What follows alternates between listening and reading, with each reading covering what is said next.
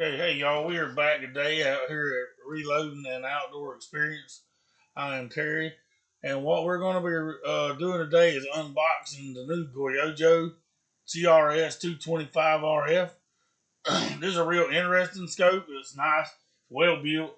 It's a nice, heavy duty aluminum case. You got your menu buttons here. This one right here, you touch it, it turns it on. You operate your menu from here. They they do have a new firmware update for it. If you've had any trouble with it, it fixes your time and date issues. It fixes your crosshairs moving when you zoom in and out, and it helps with holding your zero. Now, what comes in the box? You get your scope.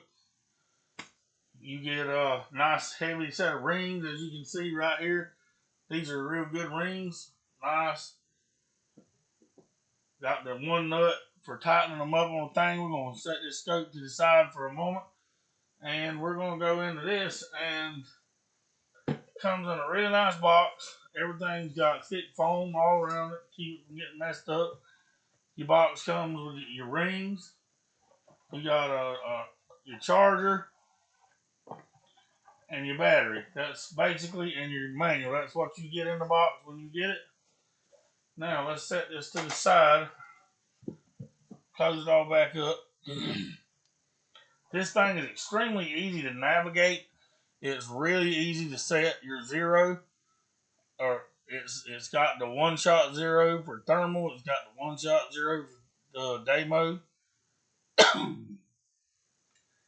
It's a 256 resolution. And when I say clear, that is an understatement of how this optic is. It is extremely clear and will stand by most of your 384 resolution scopes.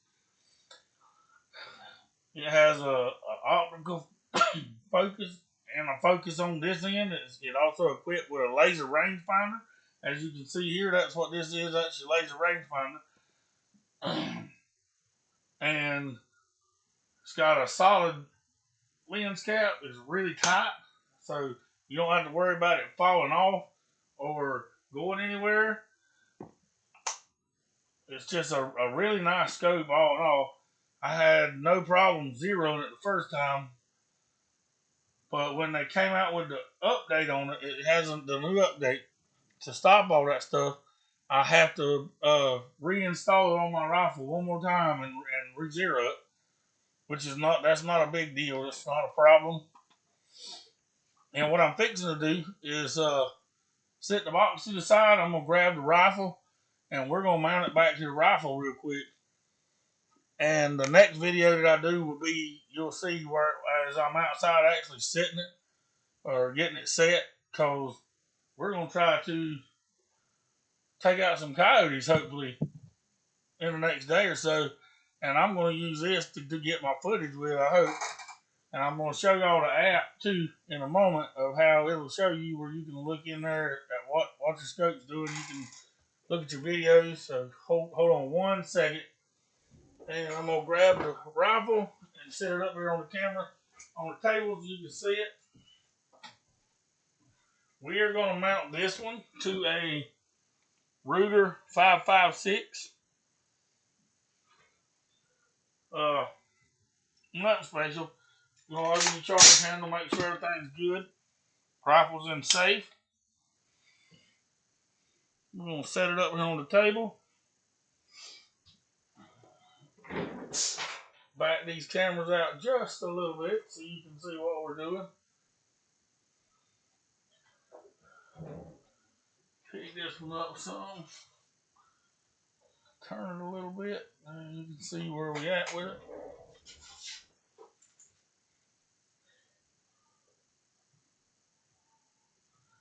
And now we're going to take this apart. Take these off. Loosen them, not take them off.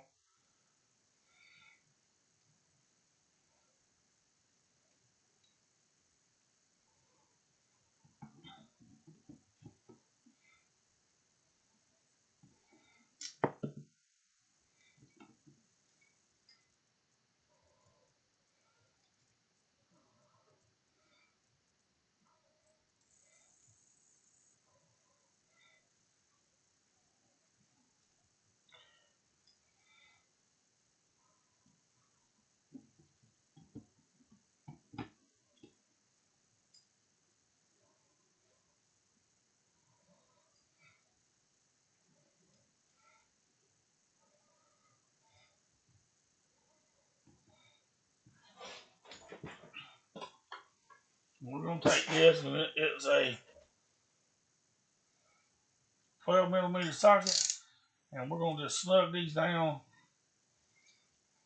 and I'll put my torque wrench on and tighten them down to about 15 pounds. Nothing overzealous with them. And there it is. It's mounted on the rifle. This is just a standard 5.56 rifle. Nothing special about it. And let me see if I can get my phone hooked up to the scope itself and to the app.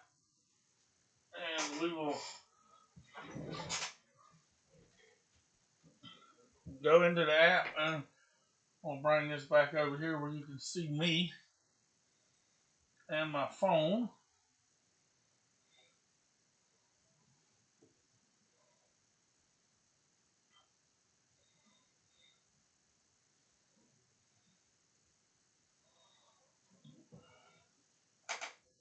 What I'll do is pull this out, pull out my bipod right here, and stand it all up on the bipod so we can look straight at the phone.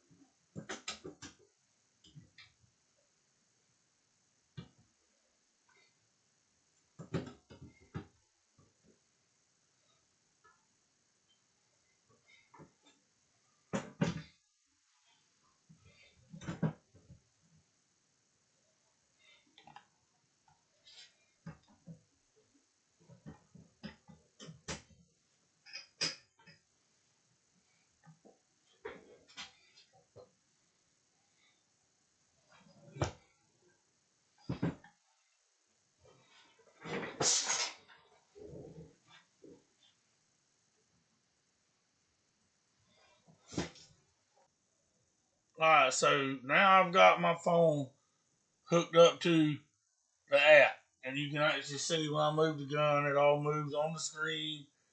Now you're actually live looking through my scope. Now, what we're going to do is we're actually going to get into the menu on this thing. You click on this. Now my menu's popped up. And where we popped up now is the zero inside of it. You hold it down, you click on it. In your top thing, you got your profile. I got mine on profile 2 because that's where I'll set it up for the 5.56. I got my reticle set, which I'm using number 3 reticle, the 3 post crosshairs with a green cross in the middle. I like the green color because that stands out better at night to me. And I'm on the single power zoom because I never run mine over 1. And that's going to be your up and down, and the other one is your left and right. And then we're going to go out of that and go to this, and then we're going to go into our settings. That's where you do go to do your upgrades, your formatting, and a lot of your recording, your audio. Just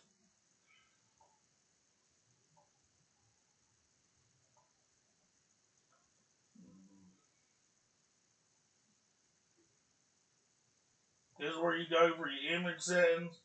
It'll correct your dead pixels. That's going to be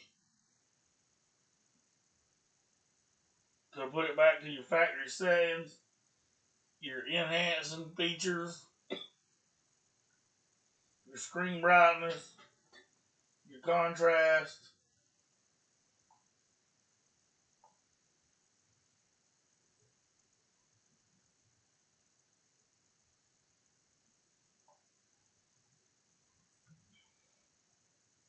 This is how you access your Wi-Fi. that's your recoil activated shooting. You want to make sure that's on if you want to record when you pull the trigger.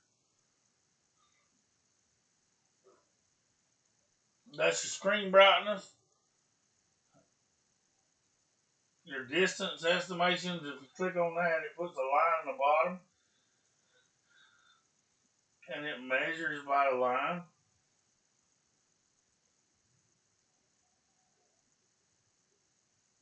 We haven't completely figured that part out yet.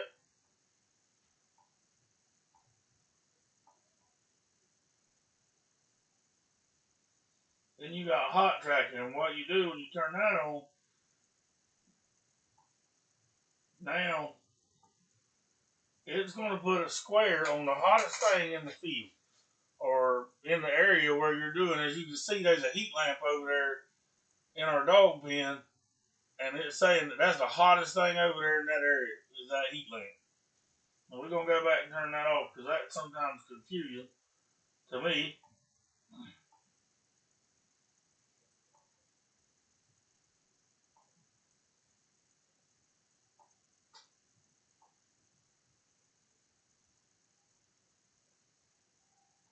And the auto nook. Now what that does is that's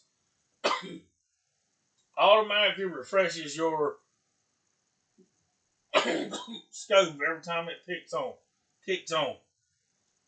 You also have several features where you can zoom it in and out and focus it.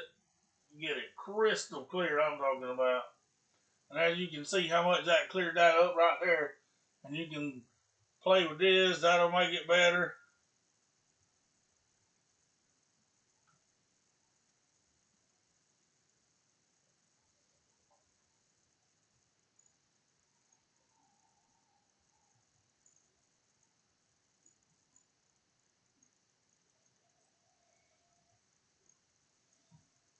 This scope is amazingly clear to be a 256 resolution scope. I absolutely love everything about it, especially since they've done the new update for the firmware.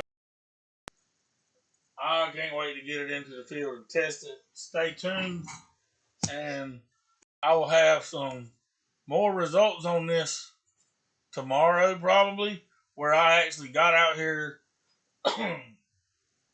set up my camera on my target out down at my range right here, and actually got it set to use, and hopefully get some good footage with the scope tomorrow night or Thursday night. Thanks for tuning in, and stay tuned for tomorrow's episode. And if you got any questions or comments or would like to know anything about this scope that I might help you with, please feel free to put it in my comments and just let me know. Thank you.